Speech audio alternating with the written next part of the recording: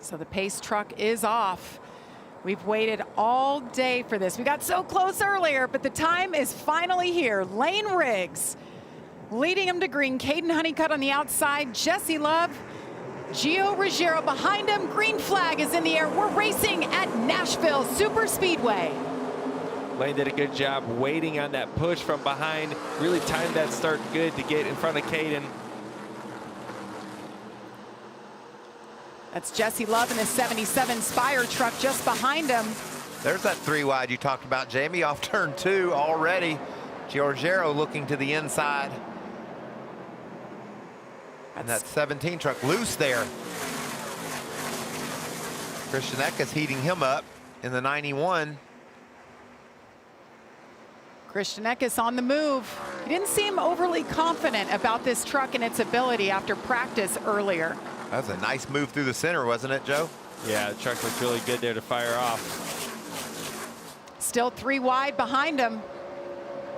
Oh, that's tight. William Sawalich on the outside. Jake Garcia pushing the issue in the 98.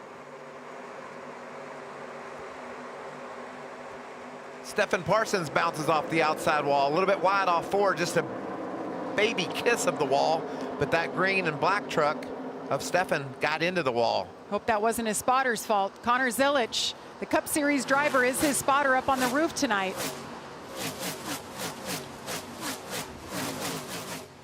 There's a 3 wide move. How about that? Bounce off the wall, make some moves. Here comes Chandler Smith in the 38. Wow, that was strong, huh? Trying to turn things around.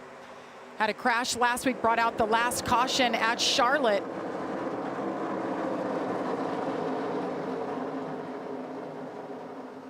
Yeah, right now you see all these trucks are all filing to the bottom of the racetrack, which is making it challenging for them to pass. Right? You see, like, okay, I need to go somewhere else. But do you want to be the first driver to move up out of the groove, move into the slicker part of the racetrack right now? It's starting to take rubber. You see where it's getting a little bit darker there in the middle of the corner. It's something about these concrete tracks you can see a lot is that rubber lay down. And does it happen that fast, taking that rubber? It does. Ty Majeski, a guy that I think is going to run up here and have something to say about who wins the race, racing back hard in the 20th position. Started the race 25th. You see it right there. We talked about his season, Michael. When you look at it, it's like our heart rate monitor. Decent, bad every week. And we know he's capable of winning. So difficult down on the bottom, isn't it? Keeping that truck pinned to the bottom. You can run multiple laps side by side around Nashville.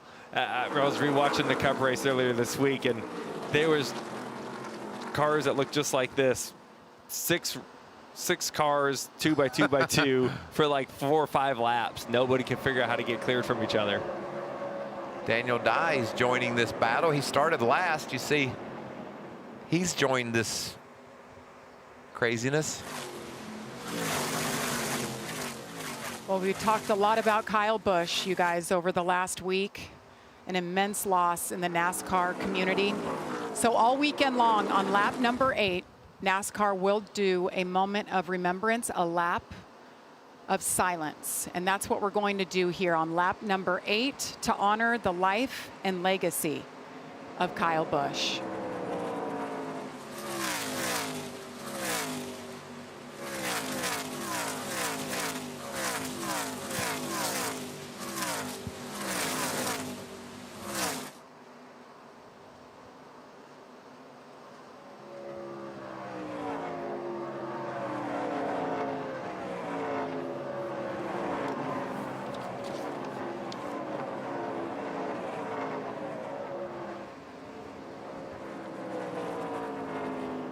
Samantha, Brexton, Lennox, Kurt, Tom, and Gay.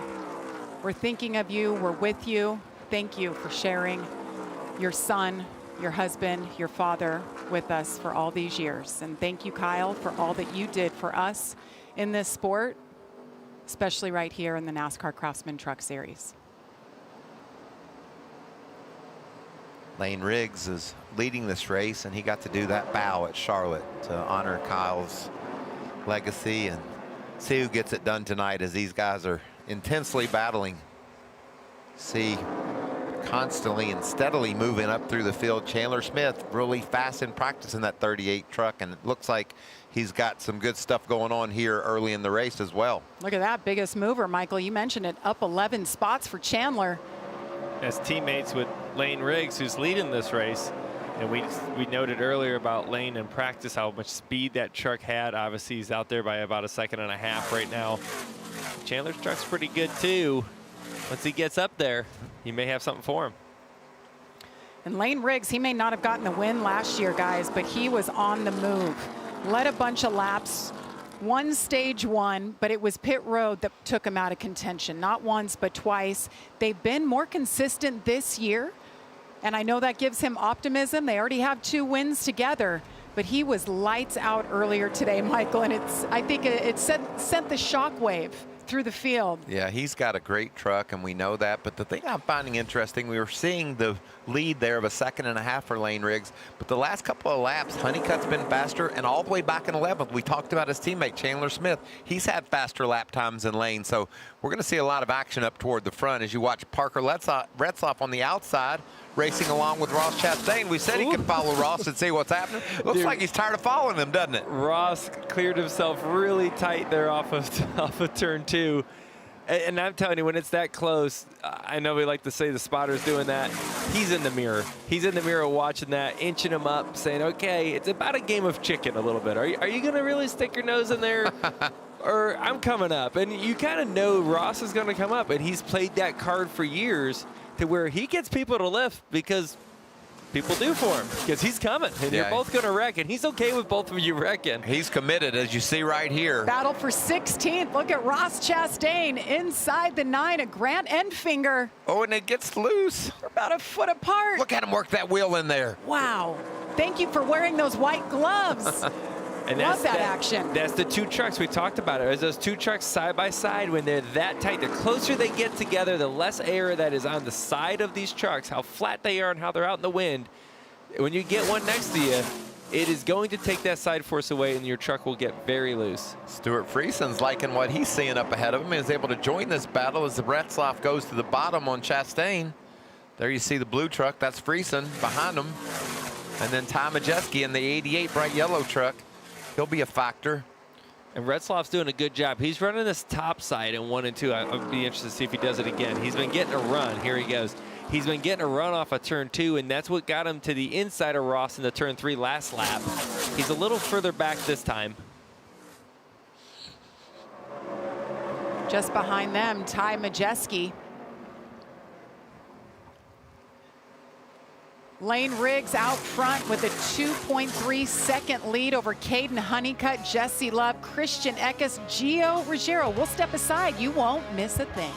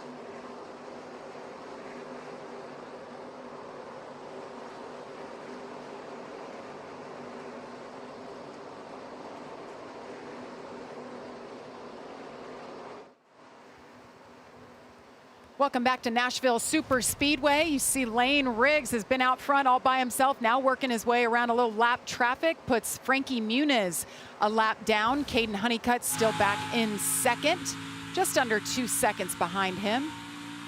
We've had some good battles all over the racetrack for position. See Frankie holding that thing low in the corners as comes off turn 4 there. Stephen Parsons doing a nice job going in the right direction, back in 13th right now. We talked about his spotter, Connor Zilich. Now, Stephen spots for Connor on Sundays, and they thought it'd be fun to spot for the opposite. So you see him up on the roof. There's Connor Zilich, the headset on, all the radios connected. He's got a lot going on there. I don't know how many things he's got around his neck. He's looking at some video right now and glancing up. That has to be really stressful. Running by himself, so he's got a bit of a break here, but probably just looking at some of the data that's coming from lap times of the leaders and seeing where Stefan's running on the track. A wealth of knowledge there is Connor Zilich. He's picked this craft up in a hurry, hasn't he? Absolutely, and the spotter role is more than just saying inside, outside, clear. It's about almost being a driver coach or an offensive coordinator, if you will. You're up there taking in all this information. You see the whole racetrack, the best view in the house, and you got, obviously, you got timing and scoring, you got SMT, you got all these things up there where you can start to look at what the fast trucks are doing and start to coach your driver. Hey, maybe move up a little bit. I've seen some trucks going a little faster here. Maybe arc your corner a little bit more. Maybe, you know, drive in a little bit deeper. Where are you getting beat? Maybe starting to help with maybe some of the balance changes you're going to need to your truck to get faster on the pit stop. All that information is rolling in through the spotter to help maximize what you got. And even you as a veteran, you love all that information coming to you so that you understand how you can get better and faster. If there is a lap my spotter doesn't talk to me, I assume my radios are broken. Which isn't everybody, because some drivers don't want it. Like I remember Martin Truex Jr. did not want a whole lot of information. Don't talk to me, I can do the driving. Yeah, I want to know everything. I'll decide what I needed to hear or not. But, you know, Coleman and I work really, really closely together, so he knows me really well. That helps. And these two obviously know each other really well as they work together. It's just roles reversed. So we've been talking about Parker Retzloff back in 17th. Could be some issues. Let's listen. Free by myself. I also have like 0 brake pedal. 10-4 on your brake. Well, that's not good. It's pretty early in the race to have no brake pedal, and you do use some brake here in Nashville. This is a track that's, you know, I feel like it's confused. Is it a 1.5 miles or is it a short track? Right. It's right in between, and you can drive it either way. And right in the center of the corner, that's when it feels like a short track to me. You get down, you know, it's fast down into the corner, right in the center. You're like, am I at Martinsville? Because it's tight down here. Yeah, it's pretty flat. You got to cut a lot of speed off, Mike. Great battle here between Chandler Smith and Ben Rhodes. A chance to see Ben going in the right direction. Was happy with his truck earlier. Well, Chandler's a story early. I know Riggs is leading the race, but this 38 truck is very fast. 99 had contact moments ago. Here's a look at it. Whoa, Caleb Costner's in the 93, and there was a big swoop to the bottom for the 99. Maybe thought he was going to chase the 38, but the 93 stuck in the middle. What I saw a minute ago was the 99 of Ben Rhodes trying to clear himself down in front of Chandler Smith into turn 3 last lap. It was really close. These guys are fighting hard earlier in the race. That's a dive bomb there. Chandler said, I'm done with you, bud. Biggest mover so far, Chandler Smith up from 22nd on the move in 6th right now. He's passed a lot of trucks. He's done it all on the bottom. The tops, you can see the tops getting stronger and stronger. 1 and 2, it almost looks like it's the preferred lane already 30 laps into the race. Spencer Boyd in the 76 rolls out up to the top. Goes a lap down there to Chandler. Lemke in the 22. 31 laps into stage 1, just 45 laps here for stage 1. You guys talked about how fast this race would go, how quickly 150 laps is. Good strong move through the center of the corner there. I like the way that 98 truck of Garcia's looked. How appropriate. He always has different country singers featured on his truck. Now Rodney we're in Atkins Nashville. Yeah. on that thing. Tim Duggar's usually riding along. Daniel Hemrick trying to keep pace. We're talking about spotters. We listen in on the 99 radio for Ben Rhodes. Are we losing time to the guy behind us? That's what we have to know in these situations. No, you're all good. You're still nothing out back here. Let him go because it doesn't make a now, but we have to know how many laps are left and if I need to race him for the stage point. If we're losing spots to the guy behind us, track position, we have to give it up. 10-4. That's just a frustrated driver right there. We saw the action with him working through lap traffic and racing side by side with Chandler Smith and just got frustrated there, Joe. Well, I think what he's trying to figure out is how many laps to go in the stage. There's pressure behind me. Do I try to hold this truck off to the end of the stage, or am I better off just letting him go? And I think this is when Chandler Smith was trying to pass him. And it's kind of like, okay, at the time there's, what, 15 plus laps to go? Am I going to try to race my guts out and possibly wreck this thing like there's 3 laps to go in the stage? Or, you know, if there's 3 to 5 laps to go in the stage, you're going to race the driver all the way to the very, very end. But when there's 15 to go, it's not likely that you're going to be able to do that. You're going to kill the tires on your truck, and you're going to go even further back. So he wants to know that information immediately when that moment's happening so he can make the right decision. This guy is on fire. He's Lane ripping. Briggs. He is. He just put Cole Butcher a lap down back in 25th, and we've only been racing for 35 laps. Putting down impressive numbers. He's going to lap all the way up into the top 20 at this pace. Just so much speed for that 34. Led every lap so far. Could we be seeing a Christian Eckes repeat? 2 years ago, he led every lap of the race. Long way to go, but wow, what a fast loves number 34 Lane has. I think you give it time, right? The crew chiefs haven't had a moment to work on their trucks. It's a lot different than it was in practice. They're going to have a pit stop coming up here in about 10 laps. Chandler Smith is rolling through the field, and he seems pretty fast. Long ways to go. Nice gaggle of trucks here. From 7th on back, Tanner Gray in the 15. He's in 8th. Brandon Jones doesn't run a whole lot of truck races. Nice looking Sprecher Tricon Garage entry.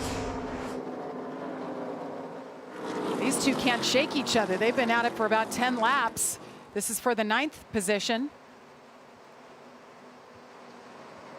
Give it to Jake off turn 2 as you see the 19 of Daniel Hemrick lurking there, trying to crack into that top 10.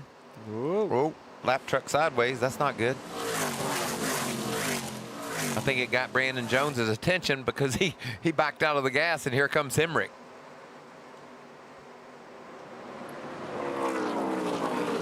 Hemrick in 10th in that 19 truck. That is the truck that Christian Eckes used to be in when he dominated and led every lap 2 years ago. But as we've documented every race, this is a different team for Eckes, different team around him at McAnally Hilgeman Racing. William Sawalich in the 5, trying to size up Brandon Jones there as we see. Ooh, Raja. Whoa. Wiggle right up the racetrack. That was a handful. Yeah, he's really loose, and it is so challenging. I cannot explain to you, everybody, how hard it is when you have a loose truck and you're running the bottom. You're like, all right, and then you want to pass this truck in front of you, and you got to go underneath them, and you're going to lose all that air on the side, and you're already loose. Good luck. Good luck trying to clear that truck. Well, it's just interesting to me, just the competition, how tough things are. We see Raja won this race a year ago. He's back in 21st position. There's just so hard to pass all these good trucks to get where you're going. And then, by the way, look in the mirror. Here comes the leader, lapping through these trucks just ahead of him, Daniel Dye. Daniel's been able to make some good moves early from his last place starting position. but he's getting ready to be a lap down. Corey LaJoie there. Corey's going to Riggs. fight hard here. 5 laps to go. Now, when you're these trucks here and you see the leader coming, you know your end of the stage is right around the corner. You're going to fight to stay on the lead lap. There's going to be a tough pass for Lane. And then the fight for the lucky dog is right behind them. So right now you see Corey in the 10. You see the 26 truck behind them. Those two are in a fight for their life right now. And because once you get trapped down a lap, you're just hoping for another caution later on. You may not get it. Your race is all on this moment right now. And Daniel Dye is loving what he saw. You saw Riggs was right on his bumper. Look, he's driven away now because of the battle side by side with LaJoie. Is that enough to keep? Is that enough to keep Dye on the lead lap? Corey LaJoie started 12th. Now he's fallen back to 23rd. Goes a lap down. He wants these 3 laps to run off and not have Lane Riggs catch Daniel Dye. Right, and that's the 2 things that's going on. Corey right now is hoping that Lane doesn't put down the next lap, and I think he's going to be fine. He's not going. I don't think he's going to catch him and pass him in time. So right now it's the lucky dog right here. These 2 trucks. This is the biggest race on the racetrack right now for these 2 guys. 2 laps to go here in stage 1. Not much movement behind Lane Riggs. Honeycutt still in second. Jesse Love, Christian Eckes, Gio Ruggiero, top 5. Chandler Smith has been on the move, been watching his lap times. Multiple times he's had the fastest lap of all truckers. That time it was Lane Riggs with the fastest lap. There's that 38 truck. Last lap of stage 1 coming up. Gio Ruggiero, solid, top 5 here early in that 17. Well, that's the kind of domination Lane Riggs was hoping to have. He keeps talking about those 3 guitars that his dad owns from winning here. We heard from Scott Riggs, his dad, earlier. He's just such a proud papa, and he wants to see his son get his own guitar. Maybe that'll happen tonight, because this was quite the performance. Stage 1. Green and white is in the air. He has led all 45 laps of this one. Lane Riggs. 3rd stage win of 2026. What a performance. Both race wins this year, guys. Qualifying was rained out. We had rained out qualifying earlier today. Is that an omen for Lane Riggs, looking for his 3rd win of 2026?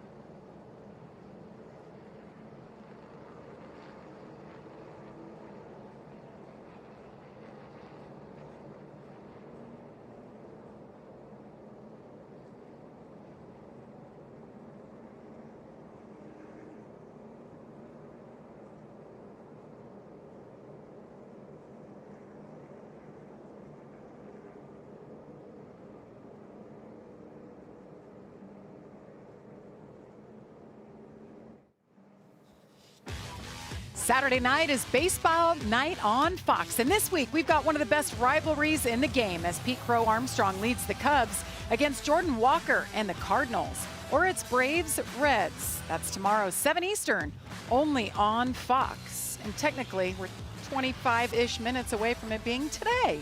It's been one of those days, boys. Yes, it is. A long one. We're going to end on Saturday morning, technically. Got that track dried up. The And that's Allegiance 200 from Nashville Superspeedway is rolling, and Lane Riggs is rolling. Pits are still closed right now. Well, I know that the truckers behind Lane Riggs are all going to want some serious adjustments. How does that work, Joey? If you see a guy driving away like that, you know your truck isn't perfect. How do you how do you break it down and tell your crew chief what you're needing? Well, I think it's you start off with what's the worst and what is holding you back. Is the front tire slipping? Is the back of the truck slipping? And what part of the corner is that? And is it going to make you faster, or is it just going to make you be able to move around the racetrack more? So I think looking for, where's the speed on the racetrack line-wise? What are you going to need to run in that spot? And then you start to look at like short run, long run type stuff as well, right? Am I firing off fast and falling off too much? Or am I slow on the restart, but I'm really good on the long haul? And maybe you can work on some air pressure things and stuff like that. So it's balance. And then also, how do you look at the long run versus short run, and what's going to be the most important? Right now, it looks like it's going to be possibly a long run type race. At least the first stage was. At the end of the race, will it be that way? You usually see late race cautions. So maybe that's when you want your short run truck. And can you adjust that during the event that quickly? That's the challenge on this whole thing. Well, you saw the reason why pits were closed for an extra lap. Clayton Green needed help getting back to pit road and into his box. So pits should be open next time by. So they had a little extra time to think about and download all of those things you were talking about, Joey. And I think, Joey, it's really important for the driver to do his job here. We talked about execution. Don't make a mistake. Don't put your crew in a bind by sliding through your pit. We haven't had anybody on pit road. This is the first chance to go there. You want to execute. You want to get all the speed you can getting to that box, but you can't overdo it. Yeah, and the truck series has tough pit stops, right? The wheel openings are always really tight. It's hard to get the wheels out. It's a tough pit stop. Mixed bag here, but we do have some takers. They'll be filling up with Sunoco race fuel with zero carbon bioethanol, and they're coming your way, Josh. Well, Chandler Smith, the biggest mover of the day, up 16 spots that he fired off. Great turn, great lateral in that truck. Just lost a little bit of turn towards the end of that run. They're going to make an air pressure adjustment in addition to 4 tires and fuel, Amanda.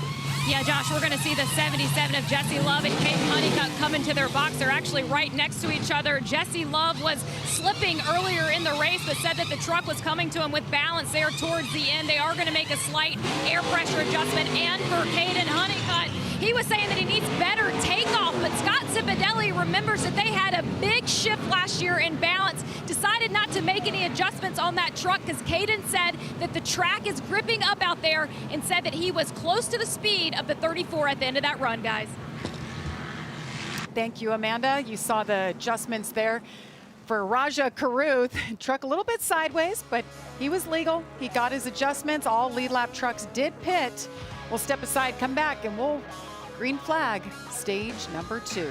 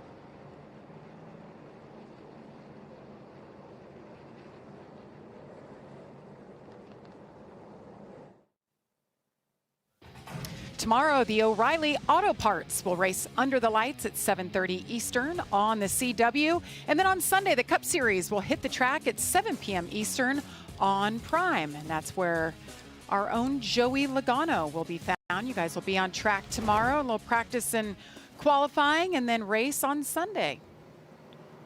Choosing it up here. We had a lot of stuff go down on pit road. You see the damage there to the 62 truck of Parker Retzloff. He ended up pitting backwards in his stall. So we'll take a look right here at what happened.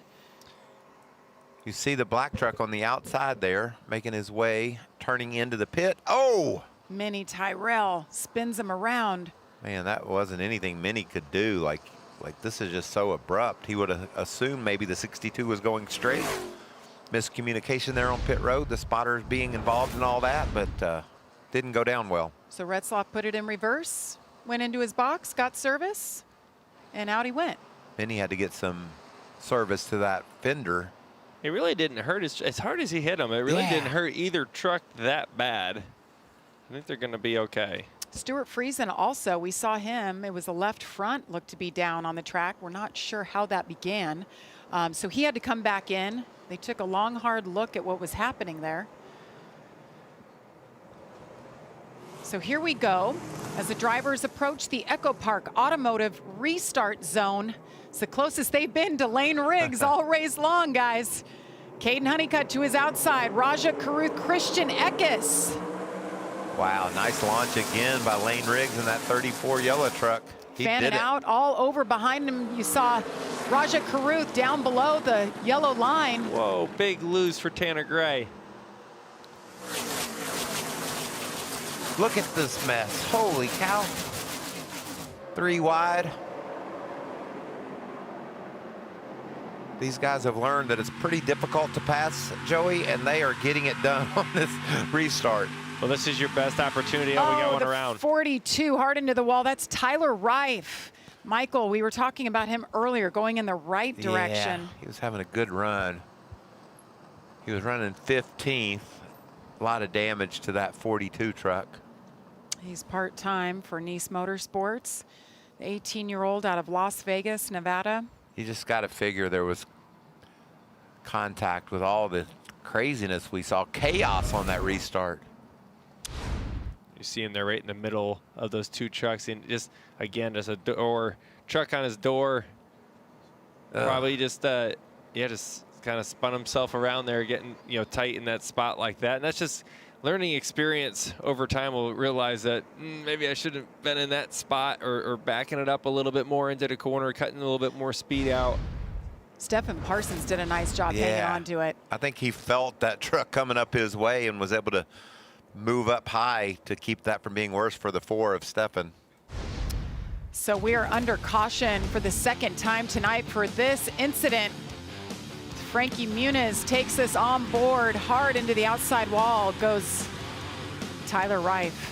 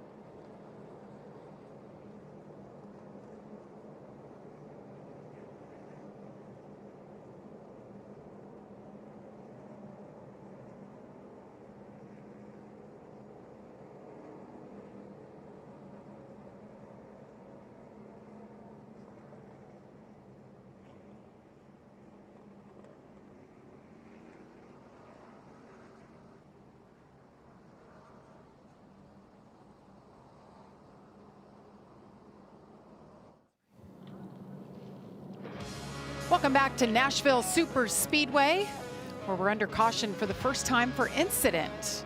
Tonight, Tyler Reif into the outside wall, and Stephen Parsons got a little piece of it.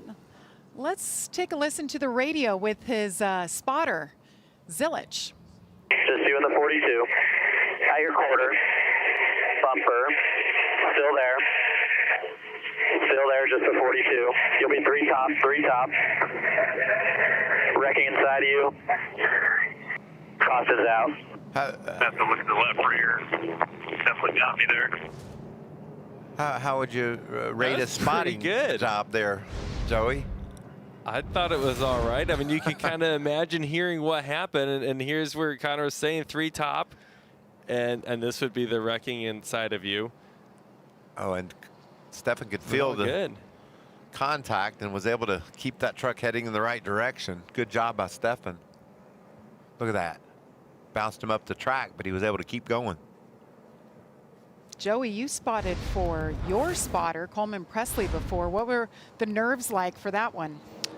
You know, I had a lot of fun because usually your competitors you can't really talk trash to because you're stuck inside your car. But I had a lot of fun talking trash to the other spotters up there. Because what are they going to do about it? And I had a lot of fun up there doing that. And I told them, you better give them room because I'm going to clear them no matter what. And they believed me. And you guys won. You did we won good. the race. Well, I mentioned issues for Stuart Friesen. Josh. That's right. We saw that issue for the 52 on pit road. Talked to the team. They said they knocked the valve stem off the left front when they were trying to change that tire. So, of course, the tire went down, and they had to come back down pit road and fix that. Right after it happened, Stewart came over the radio, said it's one thing after another. A tough stretch for this team right now. Hoping they can rally the rest of this way, though, guys. There's Thanks, the mess Josh. that the tire going flat after the valve stem was knocked off. Still time to recover, though. Yes, there is. Friesen back in 20th. What about the launches Lane Riggs have gotten? Can he get another one here on the bottom? Yeah. Second restart of the night. Lane Riggs, Caden Honeycutt, Christian Eckes, Chandler Smith. We saw how fast Chandler was. See what he can do with it here. Road Cleared him 2. again. Look at all those blocks they're Little throwing. Well, he got back to behind his him. outside, though, into turn 1. Jesse Love way up the racetrack here. Oh. Caution. Caution out again. Looked like one of the Rams wound up backwards in turns 1 and 2. Oh, big damage. That's the 25 truck, Carson Ferguson. His second race this year. He was in the race for the seat show for Ram. He finished second, so he was given an opportunity to be here. Brand new racing to him. He's a dirt late model racer. Was a lap down, running in the 30th position when this occurred.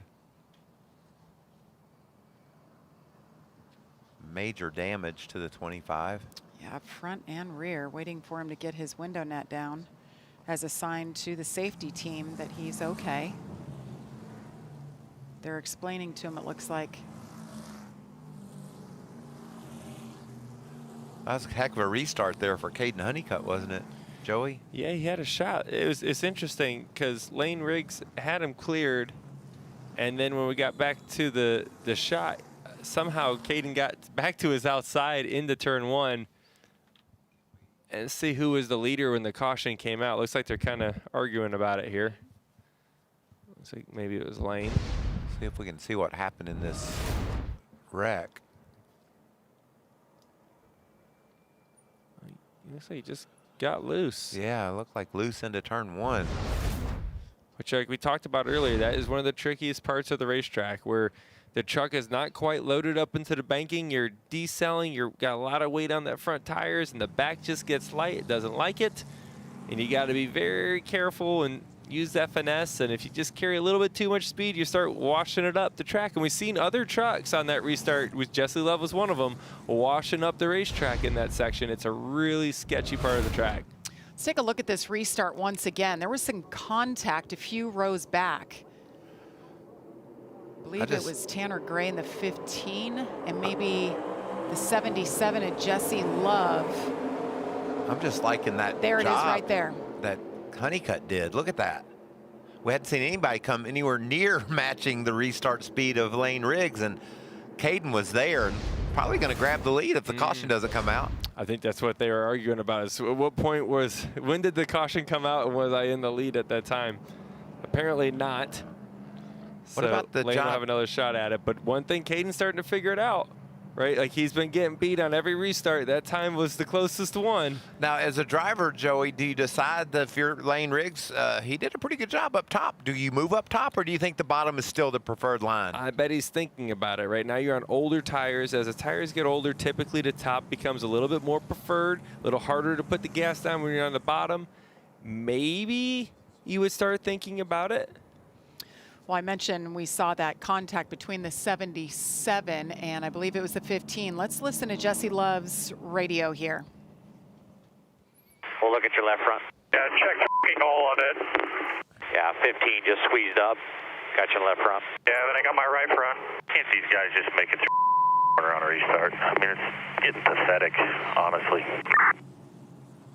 Well, the truck doesn't look too bad. I know he's Looks good to frustrated. go. We also know that no one should be surprised that the restarts are chaotic. We've seen it a lot over the course of the last 10 years. Have gotten crazier and crazier. They used to be pretty tamed. Not anymore. Not anymore. To the Truck Series. Well, as they continue to clean up this caution, we'll step aside.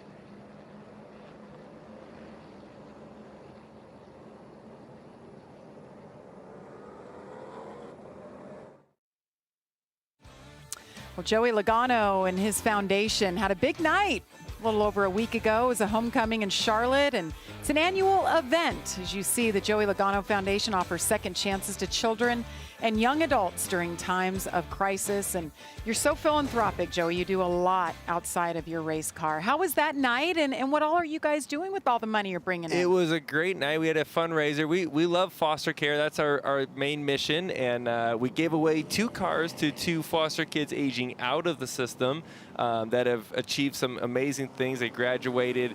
They have their high school diploma. They got their driver's license. They did a bunch of community service, and they got their career plan ahead of them. And we've given away 12 cars so far this year. So far, we're pretty early in the year. It's been a lot of fun to do that, and we work with a lot of great organizations that help give these kids a great chance. And I think isn't your silent auction still going on? Silent auction still going on. PristineAuctions.com. Go check it out. There's a lot of really, really cool auction items, cool experiences, a lot of VIP race experiences. Check that out. JoeyLoganoFoundation.com. There you go. Is where you learn even more if you want to help support what we're doing. But it's been really impactful. Hardy was amazing. Yeah. It was so much fun. He is talented. But I love everything that you and your wife, Brittany, do, all that you guys give back, all that you have going on in your own lives. Woo. And you still find time to broadcast with us. We're doing it. And we're going back green, too. Yes, we are. Lane Riggs, Caden Honeycutt. We've seen this a couple of times already tonight. Lane chose that bottom. Was able to fire off nicely again, but man, rallying down into turn 1 last time was Caden Honeycutt. Watch Chandler Smith outside in the 38 truck. I saw Stephen Parsons sideways on that restart, pushing and shoving. Grant Enfinger mixing things up in the top 5, guys. There's Christian Eckes in the 91. We talked about his performance a couple of years ago. He's on it tonight, too. Yeah, Honeycutt did a big slider right there. He throttled up really early, tried to clear himself against Eckes. Eckes does the crossover as they go down to turn 1. Boy, when you make that dive bomb, you better make sure you get all the way clear, don't you? Well, Eckes did the same play. Oh, no. Caution again. Jake Garcia, Jesse Love. A lot of damage once again. 4th caution of the night. We went caution-free through stage 1. It just, these restarts are crazy. We're lucky we made it. You can see Tanner a lot Gray. of damage there to the 15 truck of Gray. Well, I'm curious how That this all one's shook way out. shorter than it used to be. Not good. So we know Tanner in the 15 and Jesse Love had their incident before. Well, a couple of those trucks were running in the top 10 when that went down. Gray was running 8th and Garcia 9th. And then we saw. Let's go on board with Frankie Muniz, take us through from his perspective what happened here on the restart. There'll be a few rows ahead, and you can see those guys just started spinning. Can't tell what started it. Frankie said, I'm getting low. Going to the grass. In progress, still hard to tell what started it all. That's a big hit for the 98.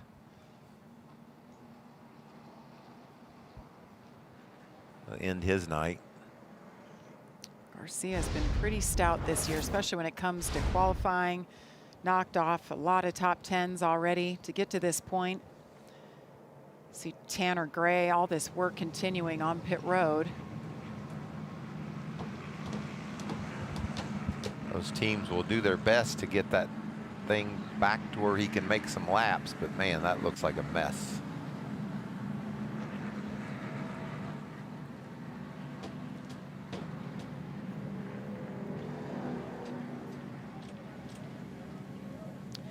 If you're looking for the Live Golf in South Korea, it is currently starting on FS2. At the end of this race, we'll take you to South Korea to watch the 3rd round of Live Golf. We had a big weather delay earlier. That's why our race got started so late. The good news is, though, the weather looked good. It looks clear. We can get to the end of this. See Jesse Love back in a truck for the first time since 2023. That's not how Rodney Atkins saw this going down tonight. So as work continues on pit road, we will step aside as we're under caution for the 4th time from Nashville.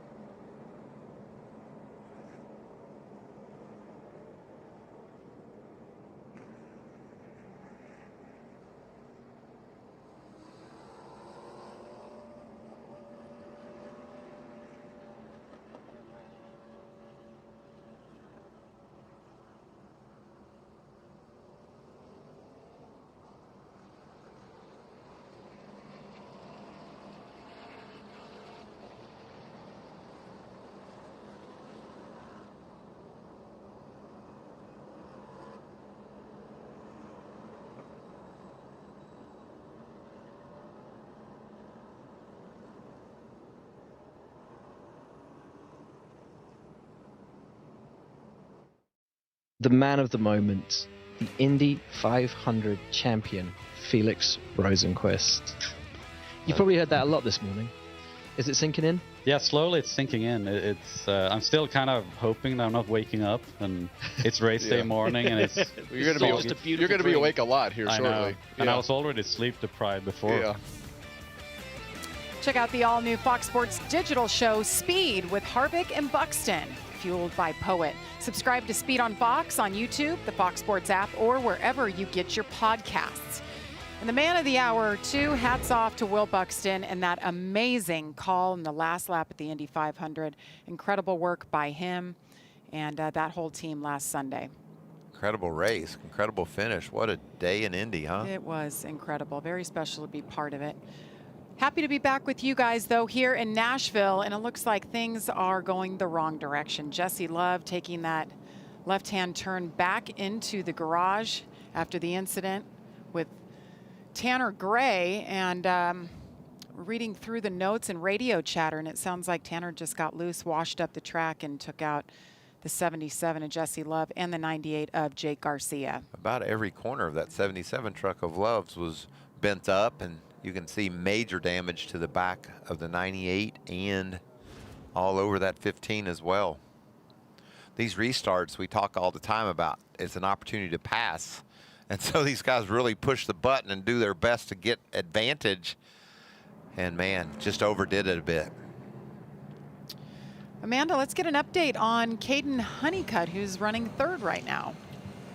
Yeah, we were following along on potential electrical issues for the 11. They were saying that the operating voltage was low, but they weren't sure if it was just because they were running under caution. I went over to Scott Zipadelli, and he did give me a thumbs up and said that that truck is doing all right. But they've been talking to Caden a lot about these restarts. On the last one, they were telling him to keep up the pace with the pace truck, that they felt that the 34 was slowing down the field before getting into the zone of restart. But Slugger Labbe Lovie has been giving some advice to Caden and was talking about his choose of what he does to do here. But yeah, a lot of conversation on the radio with Caden about these restarts tonight.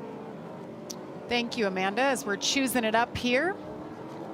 A couple things to note. Dawson Sutton in the 26 had a restart violation that last restart, and the free pass this time around goes to Brendan Butterbean Queen. And what about Christian Eckes? He was able to make his way up to the front row, see what he can do with Lane Riggs. Lane's going to have a strong truck behind them there, and Caden Honeycutt pushing. And then there's that 38 all the way up to row number 2. We haven't seen the last of this guy. See the teammates getting closer to each other. Now, this would be a different restart for Lane Riggs, because every restart so far, he's had Honeycutt to his outside.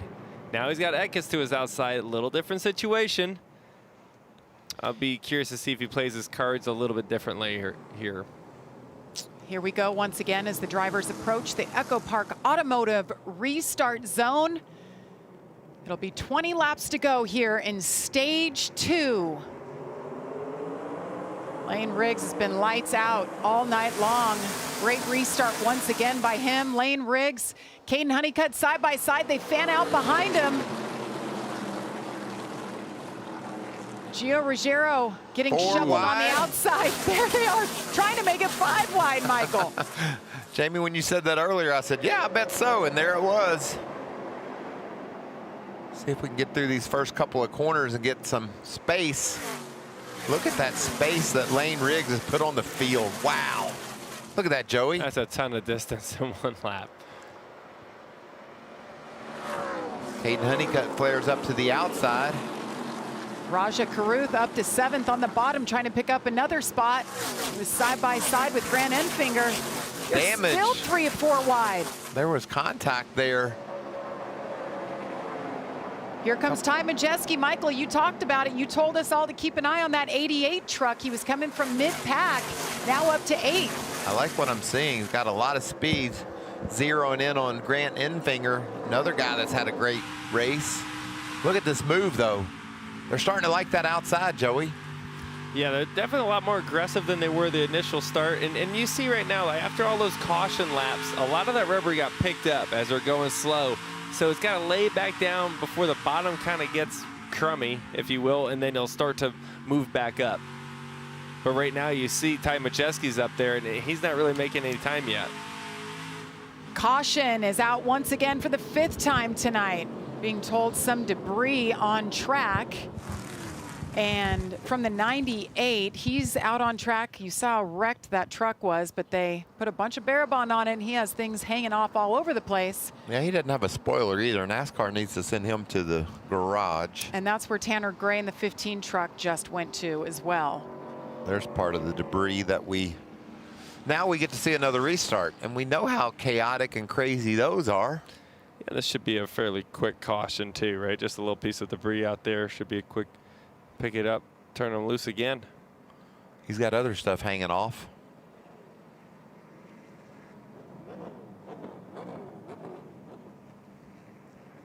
Just not the night you're hoping for after a rain delay and then have all this craziness. And check out the 15 or the 5 truck, excuse me, down on the bottom. We saw contact.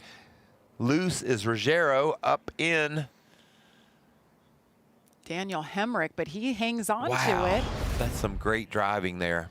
And that's that tricky part. We talked about it a few times. That entry to turn 1 on the brakes. They were 3 wide, tight on each other. Okay. That's We're a having mess. a hard time keeping these laps going, guys. That was the longest run in stage 3, and it was 3 laps. Oh, me. Well, it is past midnight. Well, it's going to be a long night, Jamie. Buckle up, Joey. You're 4 hours past your bedtime. There you see the 13 truck of Cole Butcher. He's a lap down. We got several trucks a lap down. Those guys will all be battling to try to get the free pass.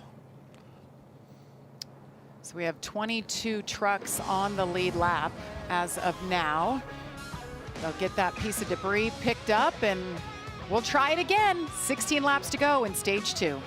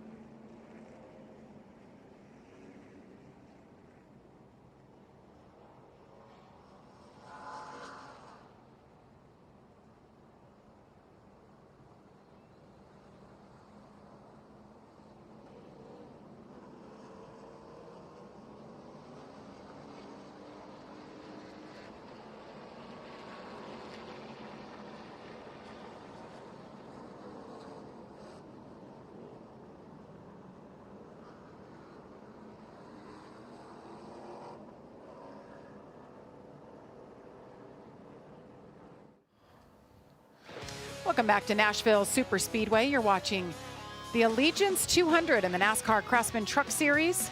Jamie Little, Michael Waltrip, Joey Logano with you. Amanda Busick, Josh Sims on pit road. And this is NASCAR After Midnight. We appreciate you watching and hanging it out with us. So different strategy here. 7 trucks decided to pit there, including Ross Chastain, came in from the 6th position. You got to mix it up, don't you, Joey? I mean, you got to throw a Hail Mary here. I know it's only halfway through the race. Speaking of Hail Melon, there he is right there. But mix it up a little bit. Try something different to gain some track position. When we come into the stage, maybe you stay out thin.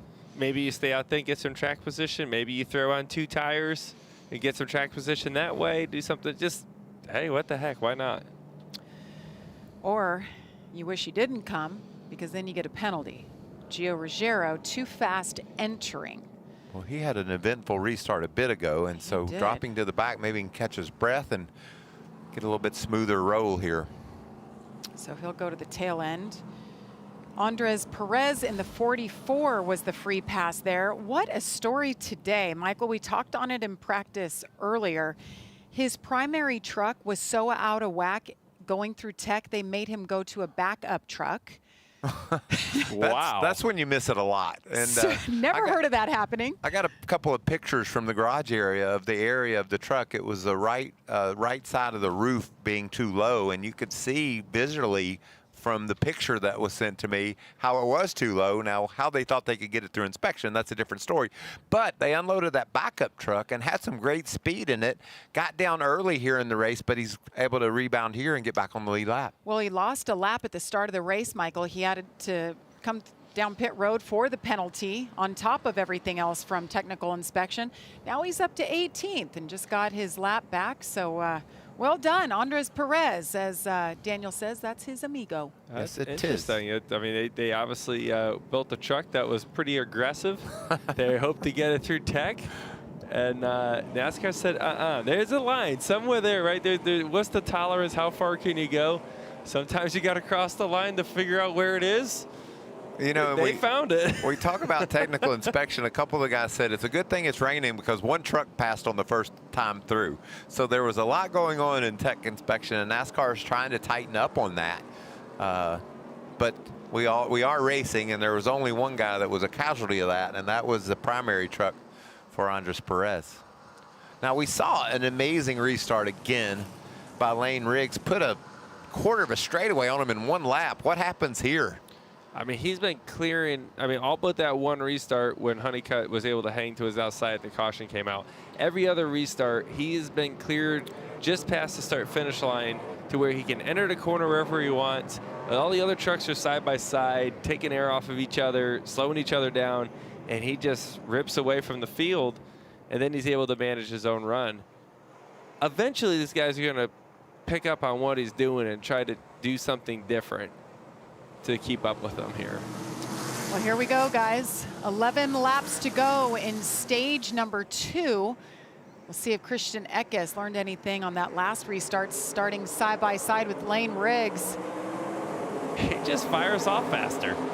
Yes, you know, look at the move to the outside. That's Chandler. Chandler Smith round the outside. 3 wide. Trying to pick up third, and he does. He does. Eckes loses another spot. Okay, 4 wide. That's the reason why Here we have comes issues. Daniel Dye in the 20 truck. What about Daniel up in the top 10, started last. Great run. We saw him almost go a lap down to the end of the first stage. Remember, he held off Lane Riggs and stayed on the lead lap. Now he's in a good spot. A 5th truck for McAnally Hilgeman Racing. There's Ty Majeski. He's solidly in the top 10 now. Whoa, look at these two arguing over space. Ben Rhodes, Grant Enfinger. That's for 5th. And there's been a lot of that tonight where trucks are they're just throttling up and pushing you up the racetrack and forcing you to lift. That's been a way I've seen a few trucks clear themselves on the exit, especially off of turn 2. We see that happen a lot. Wow, great run early for the 20 truck. Look at this mess. 3 wide. Parker Retzlaff, he had that damage earlier. He's in the 62 truck. Cole Butcher inside of him right now. Look at Perez in that black 44, making moves on the outside. Stephen Parsons up there in that green truck. Dawson Sutton on the outside. Stephen clears him.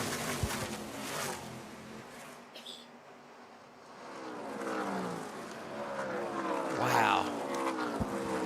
Battling down the front straightaway, 3 wide. Cole Butcher to the inside in that red 13. He had a good turn there. 8 laps to go here.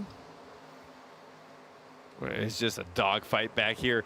And this is pretty far back in the pack. These guys are all fighting each other, just trying to get any kind of track position they can get. They know they're going to get a reset here in 7 laps. They're not in stage point territory here at all. They're just trying to get track position to help themselves through the rest of the race in the final stage. Well, Gio in the 17 restarted in the back due to a penalty, so he's just trying to make his way back to the front, and he's seeing some things he hadn't seen all night.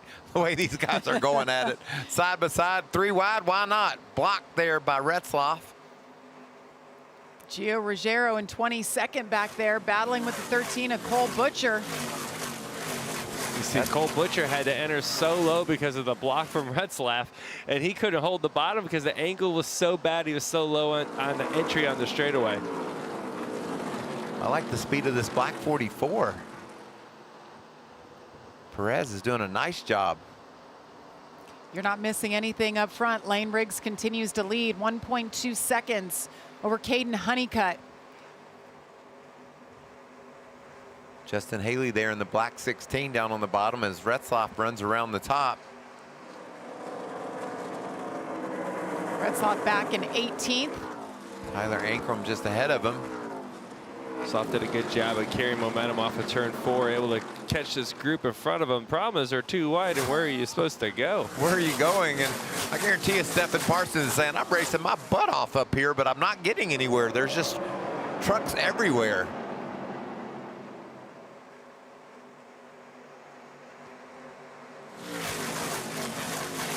Tight racing. Here in the 91 of Christian Eckes, maybe having issues back there in the 4th spot. Did he say something about the power? No, but I'm just like looking. I mean, it probably sounds a little, yeah, it sounds weird, definitely. I could hear it that time for the first time. That's the spotter and the crew chief chatting on the side about the sound of the engine of the 91. Last time by, he's running in the 4th place. and he had the 4th fastest lap time. So maybe a cracked header or tailpipe or something that's making it sound weird to the team. What do you think, Joey? Well, I'm sure they're trying to figure out what happened. If you remember, he was on the outside of the front row, didn't have a great start through the gears, and then Chandler Smith was able to get 3 wide to the top of him. I'm sure they're wondering, gosh, was that just not enough power in the truck? Is something wrong? That shouldn't have happened. And then you get your mind thinking, and you're like, man, does this sound different? Is something off? You know, it gets in your head. It might be real. It's a very good chance it is real. But, yeah, you start to wonder when you see things like that happen. He's not slowing down a whole lot. That last lap, he was 4th quickest. And look at Ben Rhodes, and just a couple spots back, you see him there on the pylon. He's in 6th. We know he's had a bunch of ups and downs in this race today, but he's competitive and running right there inside the top 10. Here we are, guys. Final lap of stage number 2. It took us a while to get here, but we are going to do it. Lane Riggs has been the only leader tonight. But look in his rearview mirror. Caden Honeycutt's working on that truck and steadily gaining on him, only a little over a second behind now. And he'll have one final stage to figure it out. Try to make a pass. Nobody's been able to do it tonight as Lane Riggs picks up the 2nd stage win tonight. It's the 3rd time he's swept stages in his young career. What a great feeling, Joey, to have a truck that good. Nobody can hold a candle to you. We'll see if he can hang on and bring home the win.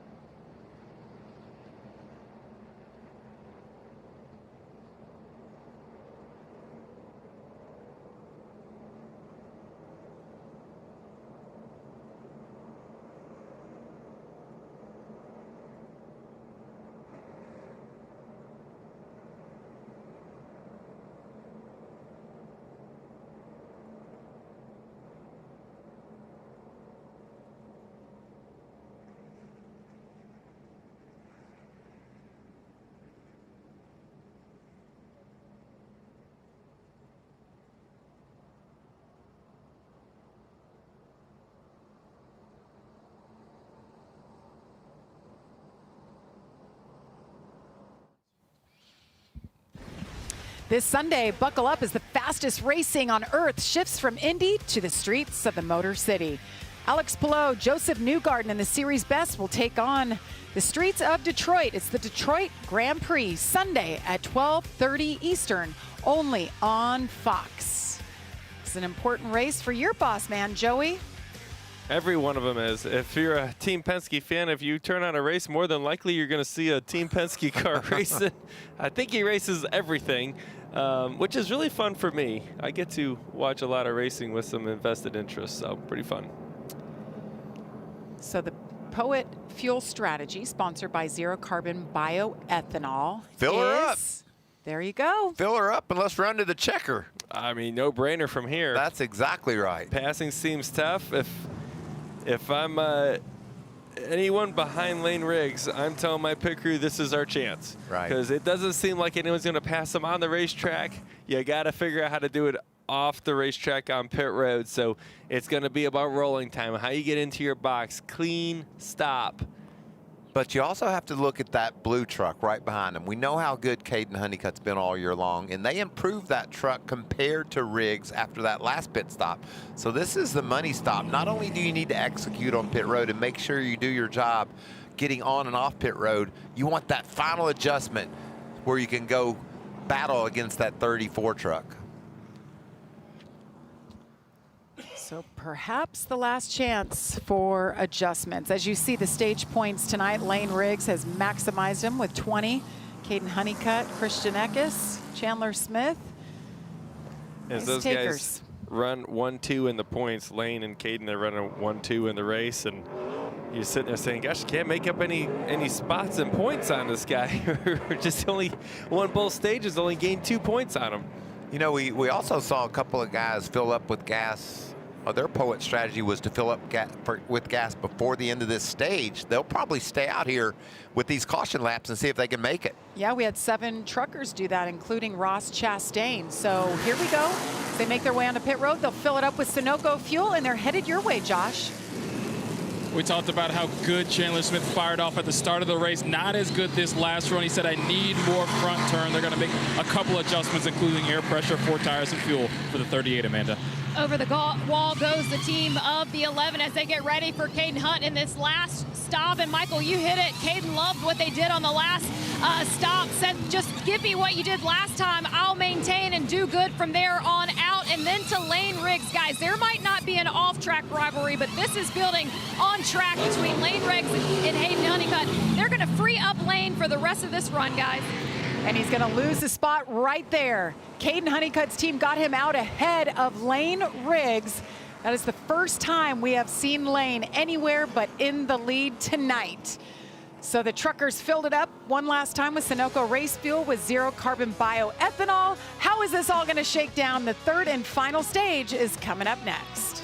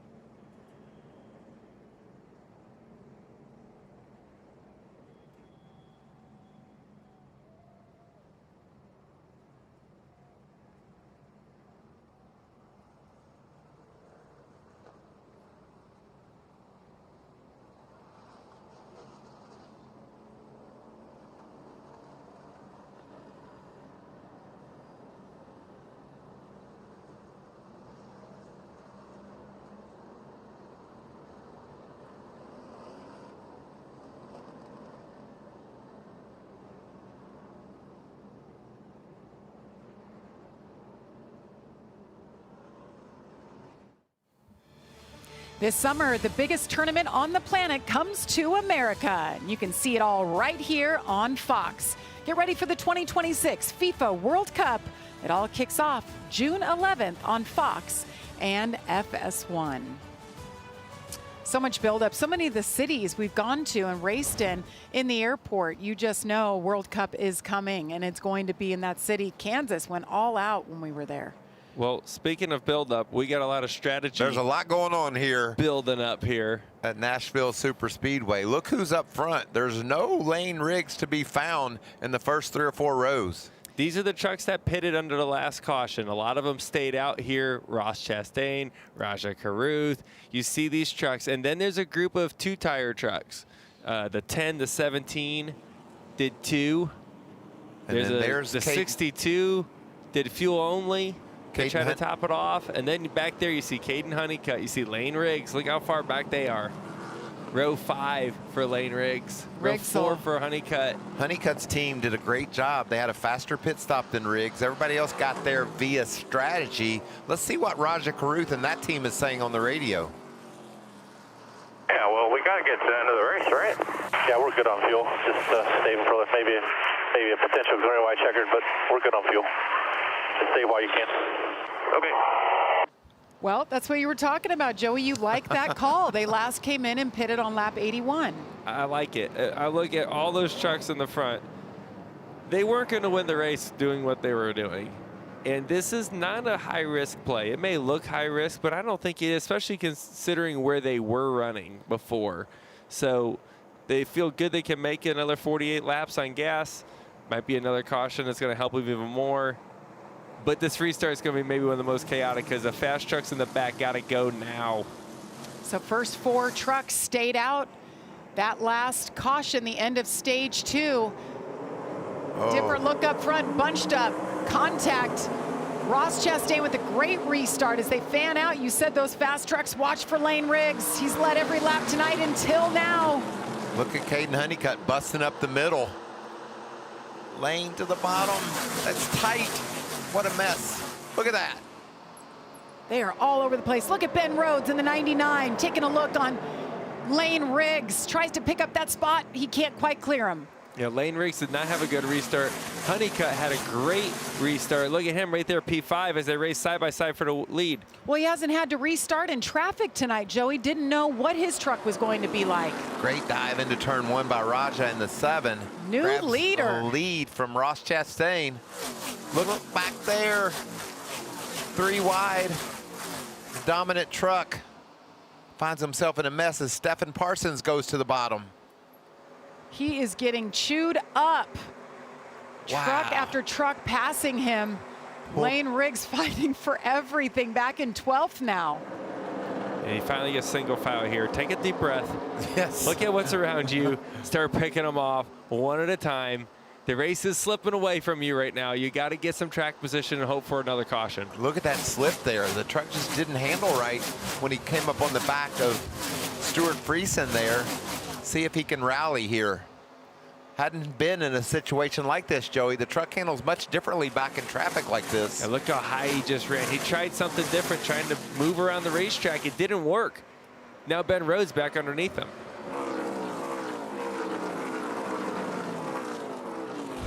Let's go back a few moments ago. Chandler Smith and Ty Majeski. See Majeski on the bottom in the 88 right there. Hits Chandler Smith, gets him sideways. Great save by Chandler Smith, man. He got clobbered in the back. Cost him a lot of ground, but luckily he didn't spin that truck out. And all this happens because he's trying to save his teammate actually in front of him. Lane was up the racetrack a little bit, slipping. Chandler could have stuffed it in there, probably would have created some contact, try to save his teammate, keep things going. Next thing you know, you're the one getting pushed around. Look at Eckes up ahead in that 91, working the bottom. Stuart Friesen right there. We just see great paddles all over the racetrack. This thing was pretty cut and dried early, wasn't it? With Lane Riggs just dominating, but now we've got quite the battle. They were talking about the issue maybe with Christian Eckes with the engine sounding a little off, but he's going forward in the right direction. Just picked up another spot into 9th. Just think about a year ago, Raja Caruth I mean, he got the lead, and he held on against Corey Heim, a guy that was way faster, it seemed, all day long. But when he got the lead, he drove precisely and did his job behind the wheel. He's doing it again here tonight. Raja Caruth was full-time in the Truck Series, and after Phoenix, moved over to the O'Reilly Series. He runs part-time over there for Junior Motorsports. He's running in the 7 truck, and that was supposed to be Kyle Busch's truck here tonight. And Raja got the call, and he gladly said yes. He looked up to Kyle so much, leaned on him. He was not afraid to go up to Kyle and ask for advice, and Kyle gave him excellent advice, and it helped him win 2 races in the Truck Series, trying to win his 3rd with a different crew chief for Spire as well. Amanda. Yeah, Jamie, he told me that Kyle Busch would tell him tonight, just go to work. Well, the guy that said, hey, we're good on fuel, that was Brian Patty, his crew chief. And he said that in terms of working with Brian Patty, it's his first time ever. Said it was such a cool experience to be able to meet with Brian this week and do some prep. And he said, I think me and Brian are pretty similar, guys. But we'll see Raja in and around the track watching the Truck Series, even as he's moved on. He said tonight, even though I won this race last year, you can't let your guard down. Now leading laps here at Nashville. He's a true student of the sport, Amanda. He takes it all in. He leans on drivers in the Cup Series to help him get better with his craft. And here he is. This is good on fuel, he said, too. Well, I don't think he exactly believed the team's chatter on the radio. He's like, are you sure we got to get to the finish? They says, oh, no, we're good. Oh, by the way, save some in case there's an overtime finish. But he was just the fastest truck on the track that last lap. Well, I think the fastest truck is stuck in dirty air right now. The 11 of Honeycutt, he is fast. He has run down this group, and now he's stuck in dirty air. So he's seen him. He was, I've been watching this battle here a little bit.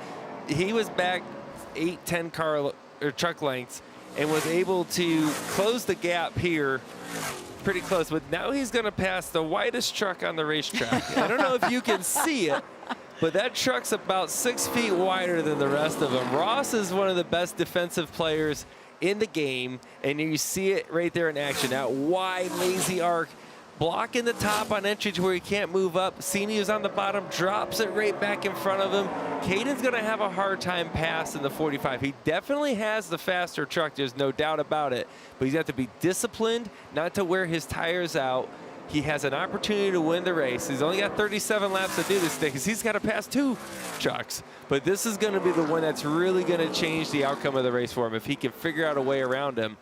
And what I would be hoping for if I'm Honeycutt right now is the rubber to lay on the racetrack. Give me a little bit longer run. Let that bottom lane get a little bit crummy. And then the top's going to open up. And that's when you're going to have the opportunity to do what he's doing right now. He's trying it early right now. Let's see if he can build a run. Didn't hurt him. It wasn't worse. Wasn't better. Wasn't worse. So every lap that can get a little bit better for him. And the thing that Raja Caruth as the leader loves is that wide truck of Ross Chastain you talked about is second because he knows he's put some space on him. Can Ross hold off Caden and send Raja to victory lane? Great battle for second. We're going to step aside, but you won't miss a thing as we go Fox side by side.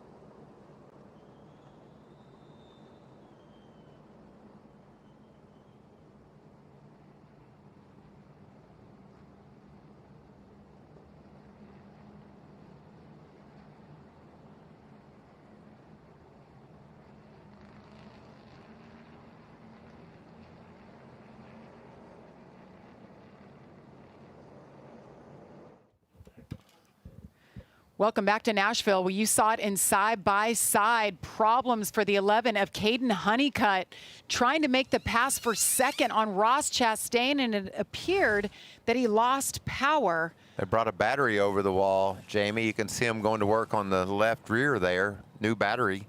Let's listen to his radio. Just lost all the power. Just lost power. Put the dashes out.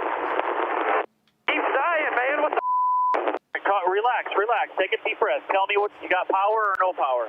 Oh, it keeps going in and out. It mostly went out once it went out. Yeah, like it came back for a second, it looked like almost, and then you got to throw a new battery in this and hope that's what it is. Chasing an electrical issue is never fun.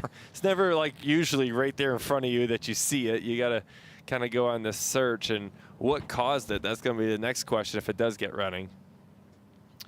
Right when this happened, Joey, you were in the booth for the Miami race last year in Homestead, and very similar situation for Corey Heim.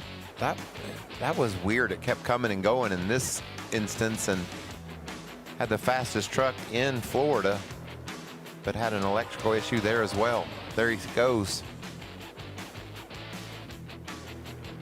Point leader. Look at that. Just when he thought he would rallied all the way back, the thing cut off again. So similar issue here for Caden Honeycutt. He came in as the point leader. He was 11 points over Riggs. And Riggs, guys, opposite end of the spectrum. He has gone nowhere since the last restart. Now he's going somewhere. He's coming to pit road. Mixing Amanda. it up. Yeah, I see Dylan Capello with his head out. They were saying, were they going to come or not? Lane Riggs did decide to come in. During that stage, guys, he was saying that he couldn't turn the steering wheel. They were going to make him a little looser on this run, so maybe it was just too far of an adjustment, as you see them making the adjustment on the back of the bed right there now.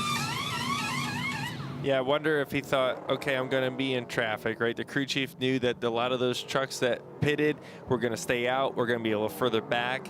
I don't have the clean air in the truck anymore. I'm going to free it up a little bit for you. Guess it wasn't what he needed. You know what? So, yeah, right now the damage was already done. Right. Right, you already lost all your track position. Come back down pit road. Let's tighten it back up. Let's give you a little fresher tires than everybody and go back to work. Try to salvage something good out of it. We'll get him back lined up. Should be about 27 laps to go when we come back to finish this one out. Stay with us.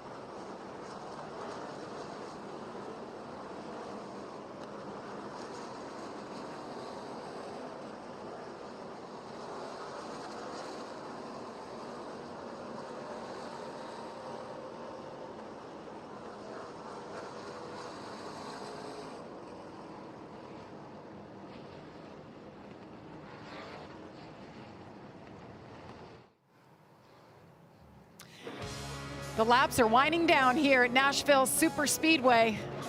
It's been a long one, but I think it's going to be worth the wait, ladies and gentlemen. 26 laps to go here in race number 11 of the season. Jamie Little, Michael Waltrip, Joey Logano with you. Amanda Busick, Josh Sims on pit road. So interesting little strategy change here. Riggs came in and pitted, only lost 1 spot. Now he has 4 fresh tires. We'll see how that works out for him. Raja Caruth trying to hold on to the lead here with a big push behind him.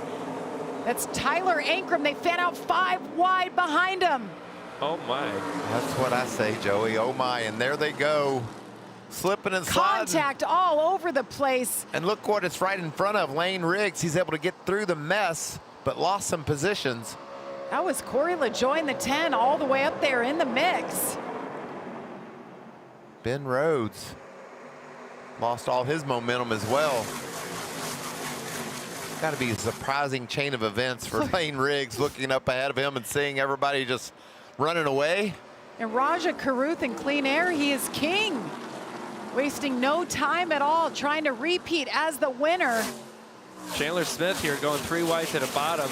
After Riggs has had his issues, Honeycutt has had his issues, the next fastest truck is this 38 truck. Now he's got some trucks he's got to pass, only 25 to go, but right now you see him there in 5th place, looking to gain this track position as quickly as possible. He may need another caution to catch Raja, but I'm looking at that 38 truck right now as a big opportunity for him. As he gets down on the inside of Andres Perez, that's a cat that's got it done today. He got a lap down early, serving a penalty. Now he's in the top 5 in that 44 backup truck. Great job. Great story. Look at Stefan Parsons to the inside of Ty Majeski. Bad angle, but Stefan's able to hang on to it. That was a tough angle to take into the corner. Lane Riggs is starting to make some ground as well. He's got those fresh tires. I don't know how much they're worth, but he's making something happen. You see how close he was able to follow Gio through the middle of that corner. It shows that truck has the grip right now with those Goodyears. Look at that thing go through the center. Wow, great move off the corner there for the 34 truck as he drives right up on the back of Ty Majeski. Lane Riggs was just buried in traffic back there. Slow truck. I don't know if that was Ben Rhodes. Look at Riggs to the bottom, just picking them up and putting them down a truck at a time. Can he get back to the front? I don't think he'll have enough time, but he's definitely making the most of the tires he's got right now. And he does it. Lane Riggs gets around the 88, moves into 10th, and caution is out once again. Could be for that slow truck we saw. Yeah, and that's exactly what Lane Riggs wanted to see. We saw the issues on the restart. He lost some spots because of all the trucks that were banging off of each other. Lane's going to have a chance to reset inside the top 10 and go at it again. Well, that tire is the reason the caution is out. Something happened with Ben Rhodes. Was that Ben's wheel? We saw a truck slow on the bottom, as you pointed out, Jamie, and there's Ben Rhodes on pit road. What a tough night it's been for this guy. So he was slow. He had a, you see him lose a tire right here after the restart. There it goes. Yeah, he definitely had a loose wheel. He was coming into pit for it already. It didn't quite make it there. Safety team will pick that tire up and we'll re-rack him, Michael. That's right. Another restart. This is the 8th caution of the night. 3 different leaders tonight. Lane Riggs absolutely dominated the first half of this race, led 98 laps. Raja Caruth now has led 25 laps, and Ross Chastain slipped in there in the middle and led 6 laps. This is a great, great performance by Raja in that 7 truck. Got himself up front and just has nailed the restarts and got away from the field. Just as good of a restart and how good Raja's doing, you got to give a lot of credit to his crew chief for the call that he's made, because those trucks, the top 3 trucks, were not really in the game here tonight. Like, they were okay. They weren't bad, right? They're good enough to make a risky call and put their truck in the spot to try to win the race. And they're taking advantage of it right now. No matter what happens, it was totally worth it. It's looking really well. They both have a chance to win the race right now. And remember what Brian Patty told him? Oh, yeah, we're great on fuel. Yeah, they're really good now. Raj is like, are we sure we're great on fuel? Brian said we are. Let's see. Well, these caution laps are certainly playing into their hands. So we wondered what happened to the 99 of Ben Rhodes. Let's take a look back here. Sounds like maybe contact with the 10. Corey LaJoy. Wow, he just drove into the side of LaJoy. And look who that's right in front of. Lane Riggs has to slow down. Look at all those trucks getting by him. Parker Retzloff, nice job giving Lane some room so they didn't all stack up into each other. There's that contact. Corey came down a bit, and it just took all the air off the 99, and they made contact, heavy contact. I mean, I wonder, did he have the loose wheel then? As that truck just kind of went up the racetrack, and for a wheel just to fall off. It's not like he had a flat tire, the wheel come off. So the 99 had a flat tire after the restart, and then he lost the tire after he came in for the flat tire. So now he's being held 2 laps because he lost the wheel, and he's still in his pit box, as you see Stephen Parsons pull in. And that's just the case, I think, for Stephen. He's running outside the top 10. They just said, we got to make something happen. We got a chance here to put some tires on. Well, if you watch what Lane Riggs was doing with those new tires, he's driven up to 10th in a very short amount of time. That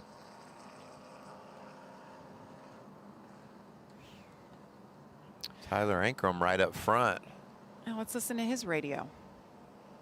So Tyler, Roger said if you roll to him like you did there, he'll do a better job of staying connected with you. 10-4. I mean, I hit him pretty hard. Yeah, that's okay. It's for all the marbles right now.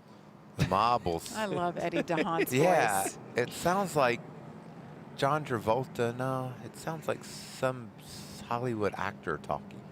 It's very calming.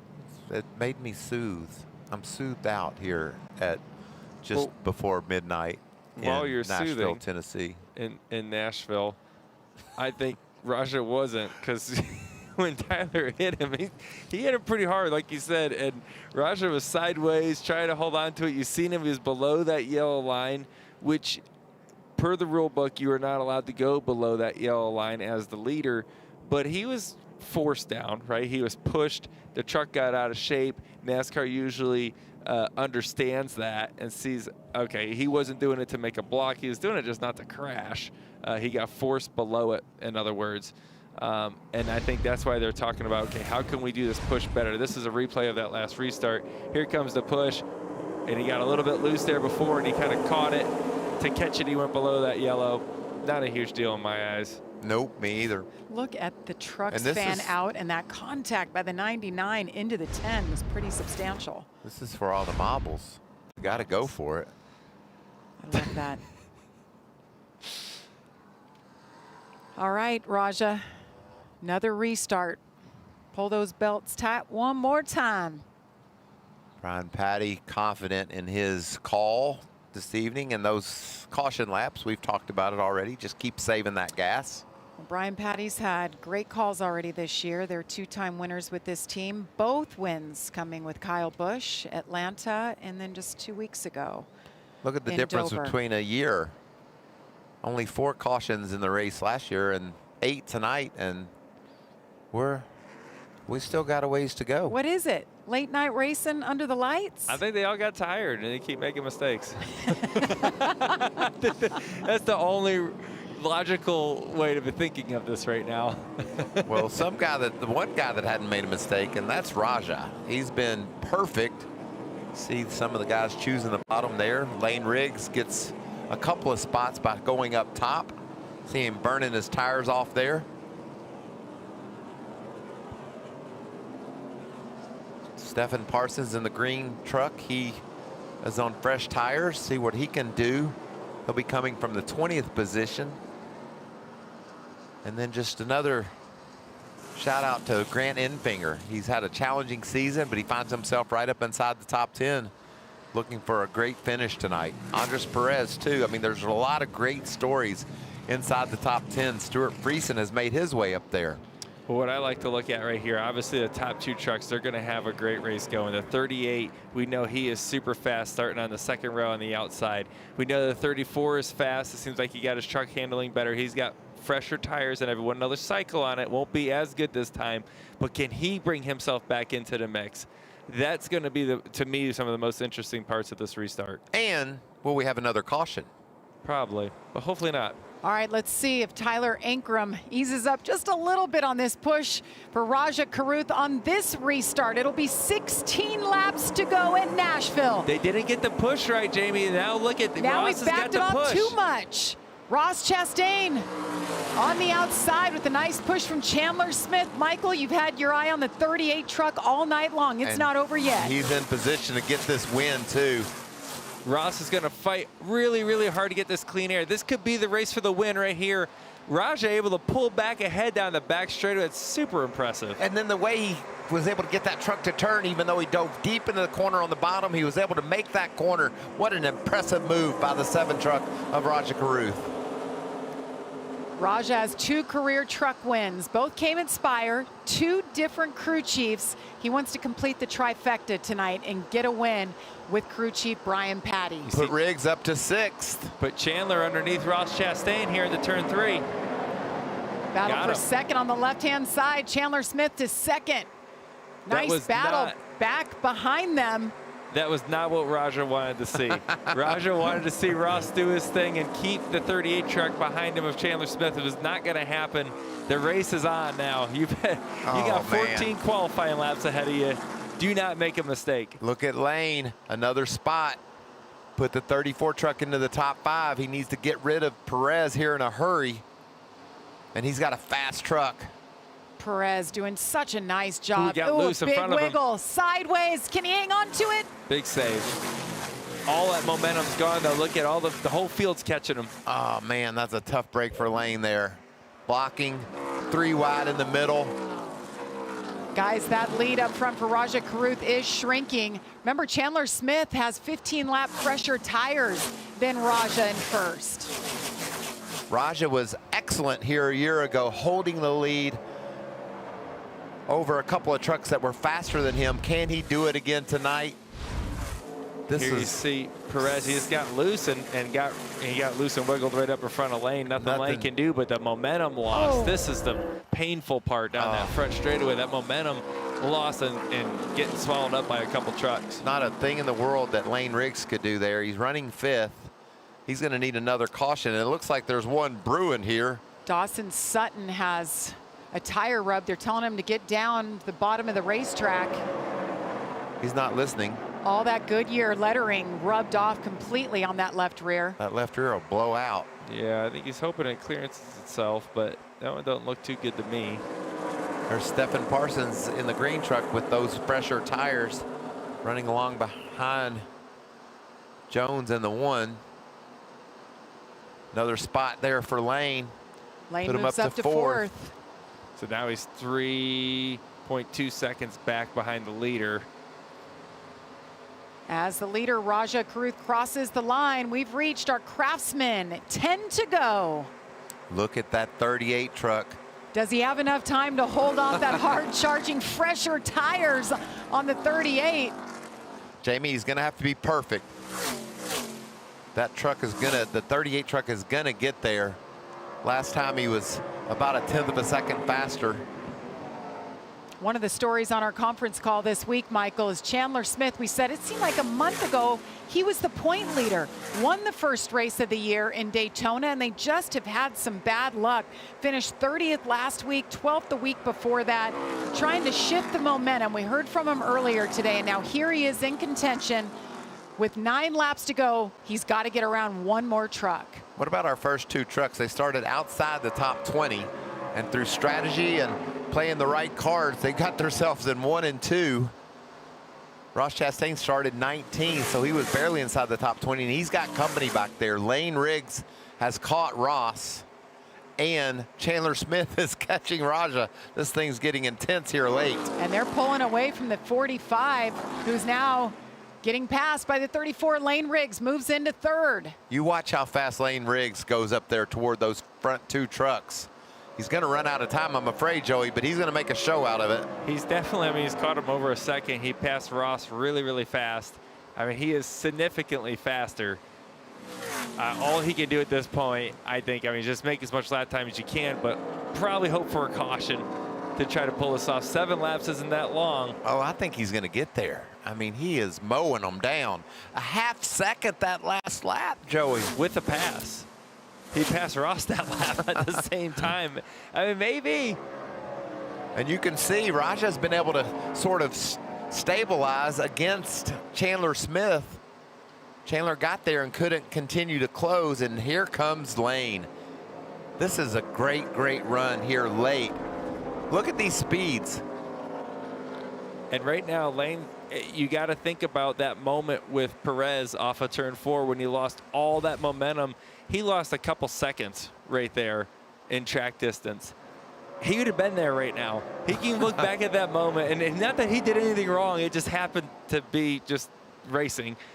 He would have been there with 6 to go trying to make these moves. Well, he's going to be there with 5 to go anyway, so let's see what he can do with it. You saw the differential for Lane Riggs, 2 miles per hour faster than the leader, Raja Karuth, and you see him closing that gap. Both of those teammates from Front Row Motorsports, they've gotten very large in those mirrors of Raja Karuth. Nice lap there by Chandler. He's able to creep back in on the 7 truck. We know how difficult passing is. What does Lane do? What lane does Lane pick when he gets to the back of the 38? Well, 38 missed 3 and 4 a little bit. You see, it was a little bit high leaving that corner. You give Lane Riggs a little bit of clean air down there on the bottom. He's going to take it and really gain way more speed on you. So you still got to be disciplined about where you're at. And now it's going to be tough for Chandler because now you're playing defense and offense. You're trying to go up there and win the race. You're trying to keep the truck behind you. That if you let him go, he's probably going to go up there and try to win the race, obviously. So you're doing both now. You saw Lane there trying to swing wide in the corner. Obviously, the truck isn't going to handle as good when you're closing in on another truck, but he's taking a different line. See that? High to try to make sure he stays out of the wake of the 38. And That's the 38 gets loose. He's going to get the move done here. There it is. 2.5 laps to go. A pass for second. Lane Riggs, 1 truck ahead of him, trying to reclaim the lead. Dominated the first half of this race. I didn't think he'd get this far, Michael. Oh, my goodness. He is there with 2 to go. He's going to run up again. That was really good for him in 1 and 2. You see Raja. Strategy mix things up, guys. Raja moved up a little bit, too, trying to take that advantage away. And look at Chandler. He said, I'm not done yet either. That's a great move by Raja. He knew that was going to happen. He's relying on a spotter. Look, he's going to open up the go. He's to the outside. Side by side. Out of turn 4. White flag will be in the air. Tire rub. You saw the smoke there. Chandler Smith is there. It's a 3-man battle. Final lap at Nashville. Lane Riggs trying to clear the 7 of Raja Karuth, and he does it. He does it with a bent left front fender, contact. He's done it all. 2 corners to go. Lane Riggs, 98 laps led from the first starting position out of turn 4, and he does it at the very end. Lane Riggs wins at Nashville. He was celebrating down the front straight away, wasn't he? Hoping he didn't wreck. I mean, that's the most exciting way you can possibly win. From the back with tires, pass everybody on the last lap to make the move. Let's go! He had a lot I told of you he was excited. That wow. was awesome. That was awesome. It's way to keep your head in the game, right? Because you think about it, he led a bunch of laps. He got back there. He got off on their balance, lost all their track position, come back in, tighten it back up, get it to where it needs to, put tires on, and go show them how to do it. Look at the damage on the left front of that truck. That was all for battling for the lead there on the last lap. That was so exciting. Crew chief Dylan Capello, he decided he'd bring that truck in, give him the tires, give him the chance, give him the adjustment, and look what it brought him. And he did that on lap 121. So what do we have to lose? They only lost one spot. Oh, wow, and what a he was race. mired back there for a while. Joey, I know you were thinking there's no way he has time to make it to the front. I mean, he was 3 seconds back with, look at that what, smile. 8 or 9 to go. He was Thank way goodness. back there. It worked. He believed in his driver. The closing rate, how much faster he was incredible there at the end. And then the way he was able to adjust his line, he knew he couldn't just do what the leaders were doing or he'd be stuck there. He was able to swing wide, get that momentum. What a job. Raja did a great job as well. Did. Everything he could do. Raja did a great job recognizing how he made the pass on Chandler, adapting immediately, right? We saw it from here and said he's going to go back up the racetrack. He's going to do the same thing again. The information from the spotter down to Raja to try to play defense the best he possibly can, but gosh, he was that much faster. Really hard to hold off a truck going that much faster than you. Fireworks show. Beautiful Saturday morning. After midnight. In Nashville, Tennessee. Well, Lane has talked for the last couple of years about how he grew up looking at his dad's guitars from Nashville wins. His dad has 3 of them. He finally has his own guitar. And what an exciting way he made it happen. He loves them guitars. And he's going to get him one. His 3rd win of the season, 2nd in a row. Helmet is off. Amanda is with our winner. And Jamie, that was one of the first things he said on the radio is a guitar is mine. And the team answered back to him, we love you. And Lane, I want to go through that last lap. You seeing Rajah Caruth ahead of you. When did you know you had him? Until I passed him and cleared him. That's how you win a NASCAR truck race right there, boys and girls. I hope I put on a show for you guys. I didn't want to fall back, but I don't know what happened with that set of tires, but it was literally undrivable. Dylan made the right adjustments there, got me the tires, he got me the motivation, drove to the front. Lane, it's your 3rd win of the season. Why are we going to be talking about you come November? I think you just saw it right there. Yes, I love that Lane confidence. Riggs, your winner. Thank you to everybody. Ford Performance, Ford Racing, Love's Travel Stops, Front Row Motorsports, all these guys on this team. This pit crew right here did a great job all night. So proud of it. Awesome finish there with the 38 truck. They gave me the push for the win. Great racing there with Chandler, but thank you to all the fans tonight. Awesome night of racing. Thank you, everybody. And Rajah Caruth comes home in 2nd place here tonight as the 34 is bearing down on you on those final laps. Was there anything different you could have done?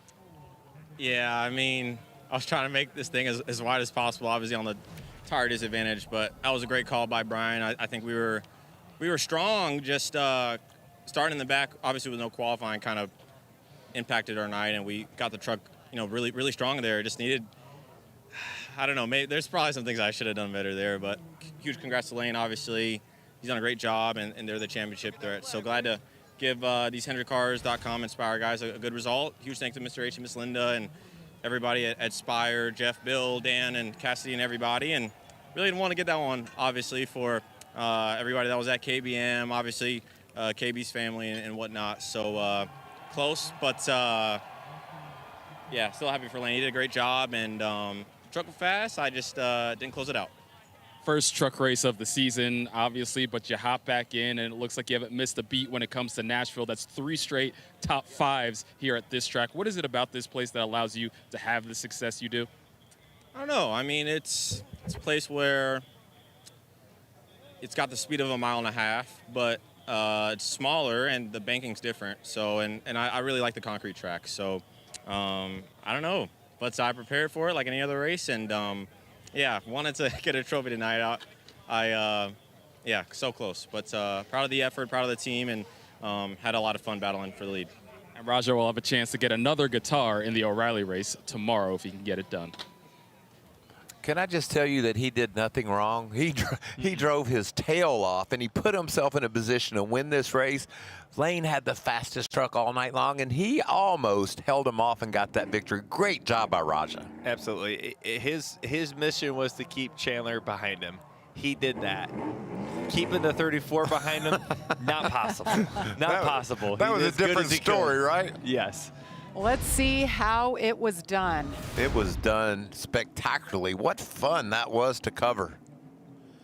Check out the 34 to the bottom on the 38. He's going to just barrel into turn 3 and grab that spot. Big move there. And that was all from the run off the top of turn 2. And then he's able to do it here into turn 3. He's trying to squeak up there. Roush is just squeaking him back up the racetrack. Does a good job at just about clearing him almost. Ooh. Look at those two. That is awesome. Final lap. Look at this. Caved his left front fender in, still was able to drive around him. Great effort by all 3.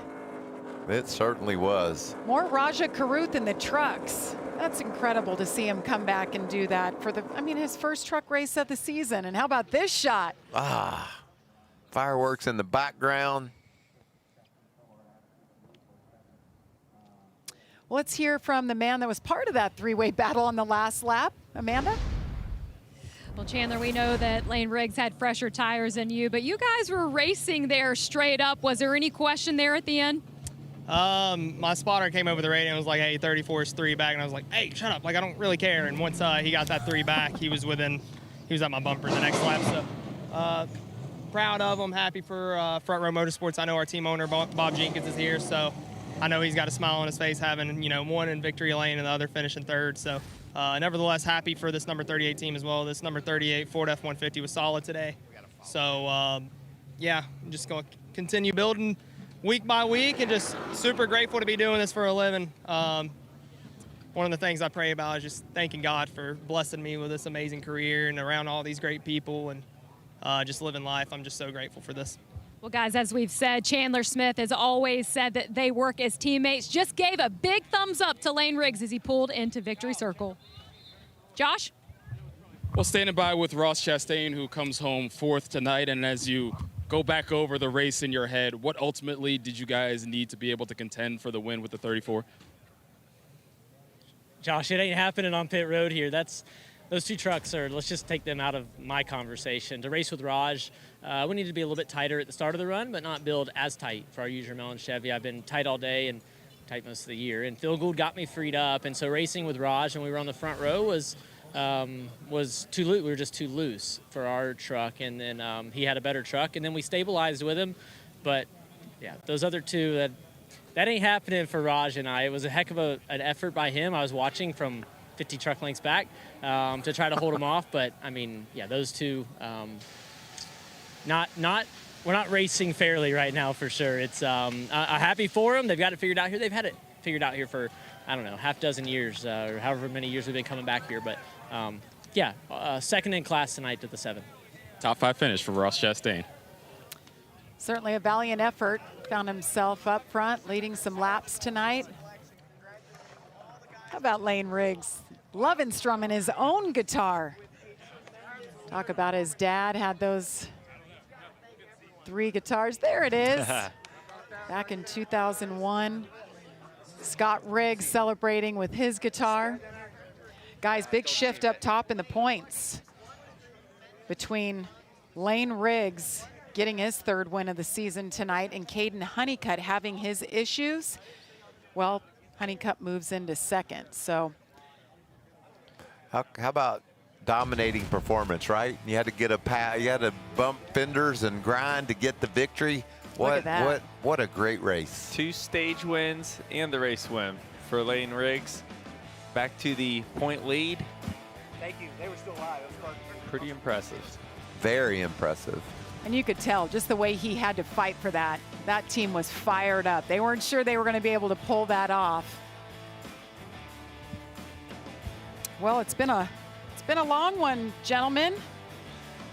But always nice to have you here, Joey. Now you have to set your sights on task at hand, practice qualifying tomorrow, and then you'll get yourself a shot Sunday maybe at a guitar. Another one. I look forward to it. We were good here last year, and obviously we know how to do it, so I'm looking forward to getting out there, see what the old Shell Pennzoil Mustang's got, see if we get a little speed out of her and qualify towards the front. as he continues to celebrate after midnight. We got it in. Thankfully, that weather moved through. We had to wait a little bit for it, but you know, the fans hung out. Thank you all for watching, and I think it was well worth it. I just can't get over how surprising the whole finish was. You know, Lane was buried, and it looked like Raja was in control, but then just that quickly it flipped. Yeah, as quickly as we thought it was over, it was like, boom, it happened again. And I just can't believe how far back Lane Riggs was. I wrote him off. I'll be honest. I said, oh, it's just going to need a caution. It's not going to happen. And next thing you know, he's there. He's catching him, you know, half a second a lap. Those tires really meant something. They fell off a lot harder than I thought they would there at the end and really made a lot of speed. Well, thank you so much for being here, Joey. Yeah. Good luck this weekend. I know you got a race under the lights Sunday night as well. Well, a lot of racing action coming your way. And 1 week from now, on Friday, the ARCA race at 5 Eastern on FS2. Then Saturday, June 6th, trucks practice qualifying at 9:30 a.m. Eastern. That's on the Fox 1 app. And then the truck race, 1:30 Eastern on FS1. For Michael Waltrip, Joey Logano, Amanda Busick, Josh Sims, I'm Jamie Little. Thank you so much for being with us tonight. We will see you in Michigan. Coming up next, it's Live Golf. Congratulations, Lane Riggs.